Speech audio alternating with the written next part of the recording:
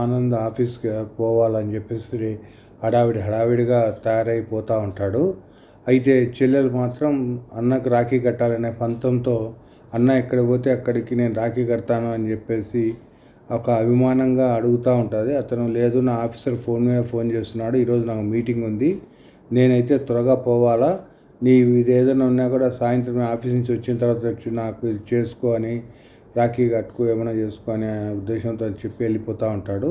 అయినా చెల్లెలు అయితే వదిలిపెట్టదు. నువ్వు షూ వేసుకుంటున్నావు కదా, ఒక 2 నిమిషాల్లో నా పని అయిపోయి చేసుకుంటాను, రాఖీ కట్టేసుకుంటాను అని చెప్పి అమ్మాయి అయితే కూడా అతన్ని ఇది చేస్తుంటే అతనైతే విసుక్కుంటూనే ఉంటాడు. అదే కోపం అదే విసుగుతో పోయేసి లిఫ్ట్ అయితే వస్తాడు. ఈలోపు లిఫ్ట్ వచ్చింది, కానీ ఆ అమ్మాయి ఆపి వాళ్ళ అన్నయ్యకి అయితే కన్నా రాఖీ అయితే మొత్తం మీద రాఖీ అయితే కట్టేసింది. కట్టిన తర్వాత తను వెనుక తిరిగి చూస్తే లిఫ్ట్ వెళ్ళిపోయి ఉంటుంది. తర్వాత చెల్లెల పైన అరుస్తాడు, నాకు మళ్ళీ లిఫ్ట్ రావడానికి 10 నిమిషాలు అవుతుంది, ఆ అవతల మా బాస్ నన్ను దొబ్బుతున్నాడు ఇప్పటికే అని చెప్పేసి చెల్లెల పైన అయితే అతను కోప్పడి చెల్లెల్ని తిడుతూ ఉంటాడు.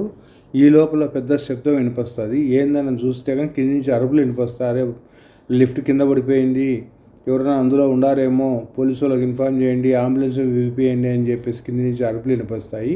ఒక్కసారి అతనికి రక్షాబంధన్ వాల్యూ తెలిసి చెల్లెల సైడ్ అభిమానంగా చూసి చెల్లెలను ఆప్యాయంగా అతుక్కుంటాడు. చెల్లియగా నా రక్షాబంధంతో ఆపకపోతే నా పరిస్థితి ఏందని ఆలోచన చేస్తూ ఉంటాడు. అందుకని ఆడవారి మాటలు విని బయటికి పోవడం మంచిది. చూసుకోండి.